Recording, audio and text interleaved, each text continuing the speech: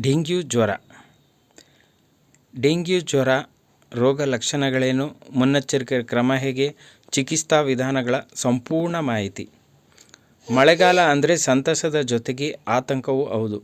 ಮಳೆಗಾಲದಲ್ಲಿ ಕಾಯಿಲೆಗಳು ಅಧಿಕವೆಂಬುದೇ ಇದಕ್ಕೆ ಕಾರಣ. ಇದರಲ್ಲಿ ಪ್ರಮುಖವಾಗಿ ಡೆಂಗ್ಯೂ ಜ್ವರ. ರಾಜ್ಯದಲ್ಲಿ ದಿನ ದಿನಕ್ಕೆ ಪ್ರಕರಣಗಳು ಹೆಚ್ಚಾಗ್ತಾ ಇದ್ದಾವೆ. ಡೆಂಗ್ಯೂ ಎಂದರೇನು ಮತ್ತು ಅದು ಹೇಗೆ ಹರಡುತ್ತದೆ? ಡೆಂಗ್ಯೂ ಜ್ವರ ವೈರಸ್ನಿಂದ ಉಂಟಾಗುತ್ತದೆ. ಇದು ಸೋಂಕು ಹೊಂದಿದ ಈಡಿಸ್ ಎಂಬ ಸೊಳ್ಳೆಯ ಕಚ್ಚುವಿಕೆಯಿಂದ ಒಬ್ಬರಿಂದ ಒಬ್ಬರಿಗೆ ಹರಡುತ್ತದೆ. ಈ ಸೊಳ್ಳೆಗಳು ಸಾಮಾನ್ಯವಾಗಿ ಸ್ವಚ್ಛ ನೀರಿನಲ್ಲಿ ಸಂತಾನೋತ್ಪತ್ತಿ ಮಾಡುತ್ತವೆ ಮತ್ತು ಹಗಲು ಹೊತ್ತಿನಲ್ಲಿ ಕಚ್ಚುತ್ತವೆ. ಇದರಿಂದ ಡೆಂಗ್ಯೂ ಹರಡುತ್ತದೆ. ರೋಗದ ಮುಖ್ಯ ಲಕ್ಷಣಗಳೇನು? ಡೆಂಗ್ಯೂ ಜ್ವರ ಬಂದಾಗ ದೇಹದಲ್ಲಿ ಕೆಲವು ಬದಲಾವಣೆಗಳು ಕಂಡುಬರುತ್ತದೆ.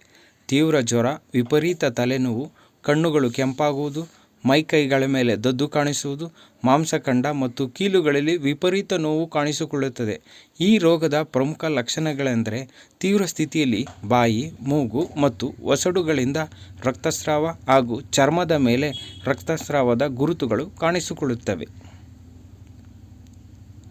ಡೆಂಗ್ಯೂ ಜ್ವರ ನಿಯಂತ್ರಣ ಮಾಡುವುದು ಹೇಗೆ? ನೀರನ್ನು ಶೇಖರಿಸಿಡುವ ಸಿಮೆಂಟ್ ತೊಟ್ಟಿ, ಕಲ್ಲು ಚಪ್ಪಡಿಯಿಂದ ನಿರ್ಮಿಸಿದ ತೊಟ್ಟಿ, ಡ್ರಮ್, ಬ್ಯಾರಲ್, ಮಣ್ಣಿನ ಮಡಿಕೆ ಇನ್ನು ಮುಂತಾದ ಮುಚ್ಚಳ ಮುಚ್ಚುವುದು ಮತ್ತು ನೀರು ನಿಲ್ಲದಂತೆ ಎಚ್ಚರಿಕೆ ವಹಿಸಬೇಕು.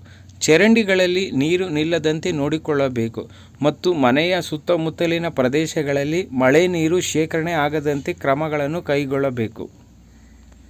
ಬಯಲಿನಲ್ಲಿರುವ ತ್ಯಾಜ್ಯ ವಸ್ತುಗಳಾದ ಟೈರ್, ಎಳನೀರಿನ ಚಿಪ್ಪು, ಒಡೆದ ಬಾಟಲ್ಗಳು ಮುಂತಾದವುಗಳಲ್ಲಿ ಮಳೆ ನೀರು ಸಂಗ್ರಹವಾಗದಂತೆ ಎಚ್ಚರಿಕೆ ವಹಿಸುವುದು ಅಥವಾ ಸೂಕ್ತ ವಿಲೇವಾರಿ ಮಾಡುವುದು.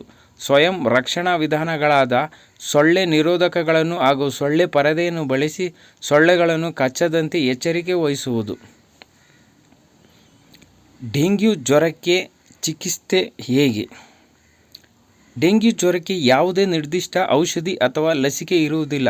ರೋಗದ ಲಕ್ಷಣಾನುಸಾರವಾಗಿ ವೈದ್ಯರಿಂದ ಸೂಕ್ತ ಚಿಕಿತ್ಸೆ ಪಡೆಯುವುದು. ಇಂತಹ ಲಕ್ಷಣಗಳು ಕಂಡುಬಂದರೆ ತಕ್ಷಣ ಹತ್ತಿರದ ಆಸ್ಪತ್ರೆ ಅಥವಾ ಪ್ರಾಥಮಿಕ ಆರೋಗ್ಯ ಕೇಂದ್ರದ ವೈದ್ಯರಲ್ಲಿ ಪರೀಕ್ಷಿಸಿಕೊಂಡು ಸೂಕ್ತ ಚಿಕಿತ್ಸೆಯನ್ನು ಪಡೆಯಬಹುದು. ಡೆಂಗ್ಯೂ ರೋಗ ಲಕ್ಷಣಗಳು ಕಾಣಿಸಿಕೊಂಡ ಕೂಡಲೇ ಸಮೀಪದ ಆಸ್ಪತ್ರೆ, ನಗರ ಕುಟುಂಬ ಕಲ್ಯಾಣ ಕೇಂದ್ರದಲ್ಲಿ ರಕ್ತ ಪರೀಕ್ಷೆ ಹಾಗೂ ಸೂಕ್ತ ಚಿಕಿತ್ಸೆ ಪಡೆದುಕೊಳ್ಳಬೇಕು. ಡೆಂಗ್ಯೂ ರೋಗ ಕೆಲವೇ ಪ್ರಕರಣದಲ್ಲಿ ತೀವ್ರ ರಕ್ತಸ್ರಾವದಲ್ಲಿ ರಕ್ತದ ಒತ್ತಡ ಕಡಿಮೆ ಆದಲ್ಲಿ IV ದ್ರಾವಣ ಪ್ಲೇಟ್ಲೆಟ್ ನೀಡಬೇಕಾಗಬಹುದು. ಆದ್ದರಿಂದ ತಜ್ಞ ವೈದ್ಯರಿಂದ ಚಿಕಿತ್ಸೆ ಪಡೆದುಕೊಳ್ಳಬೇಕು. ನೀರು ನಿಲ್ಲದಂತೆ ಎಚ್ಚರ ವಹಿಸಿ.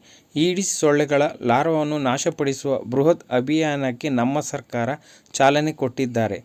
ಮನೆ ಮನೆಗೆ ತೆರಳಿ ನೀರು ಶೇಖರಣೆ ಆಗಿರುವ ಸ್ಥಳಗಳನ್ನು ಗುರುತಿಸಿ ಅಲ್ಲಿಯ ನಿವಾಸಿಗಳಿಗೆ ಜಾಗೃತಿ ಮೂಡಿಸಬೇಕೆಂದು ಆರೋಗ್ಯ ಸಚಿವರು ತಿಳಿಸಿದ್ದಾರೆ. ಡೆಂಗ್ಯೂ ಜ್ವರ ನಿರ್ಮೂಲನೆ ಮಾಡೋಣ.